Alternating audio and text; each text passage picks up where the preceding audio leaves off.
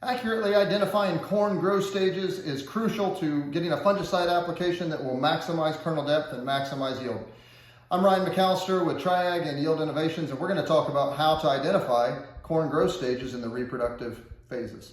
So let's start right off. You started seeing your corn tasseling. And so let's say you saw it tasseling on July 4th. About 2 to 3 days after you notice that, you're going to start seeing silks. You're at R1. You're at the R1 stage of growth, which is going to last about 10 to 12 days. So your corn is going to look something like this. You're going to see a little ear out there. You're going to see fresh white silks. If we were to pull back the leaves on that ear, you're going to see a tiny little ear of corn with all the silks fresh and attached to that ear. It has not pollinated yet. It's getting ready to start. That process lasts 10 to 12 days when we move into R2, which is commonly known as the blister stage. And so 10 to 12 days after we first saw silk, so we're about 2 weeks after you first noticed a tassel, we move into R2. When we move into that, we're gonna see some different looking ears. So this is a much larger ear, but on this one you see some of the silks are still attached. If the silks are still attached, well, it hasn't pollinated those ovules yet that will become a kernel. Some of them are already pollinated, but we're gonna see an ear with the husk that looks like this. You're gonna see some brown silks, you're gonna see some fresh white silks mixed in as we're moving about halfway through R2. We get closer to the end of R2, the ear looks a little bit bigger. We don't see any silks attached anymore because what was pollinated is pollinated. But it looks like popcorn. It's white, and that's the key. This is still white and looks popcorny in nature. Now, if you take a look at this ear, you'll see it's brown silked. There's a couple white ones in here that missed the nick and did not pollinate.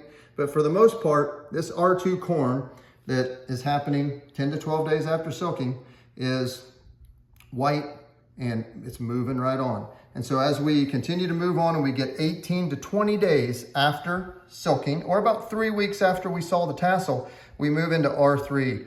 R3 is commonly referred to as the milk stage. Sometimes we call it crispy brown silk.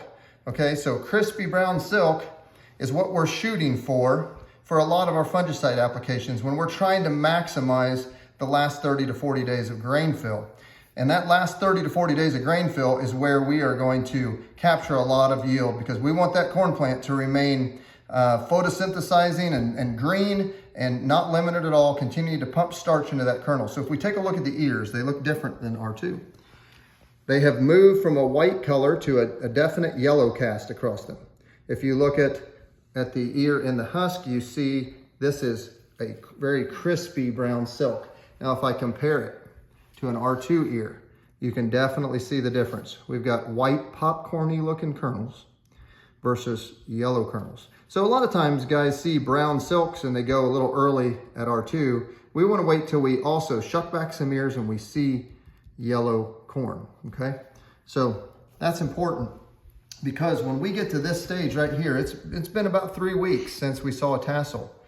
And so it takes us 55 to 65 days after we first silked, we'll just call it 2 months, to reach physiological maturity or black layer, okay?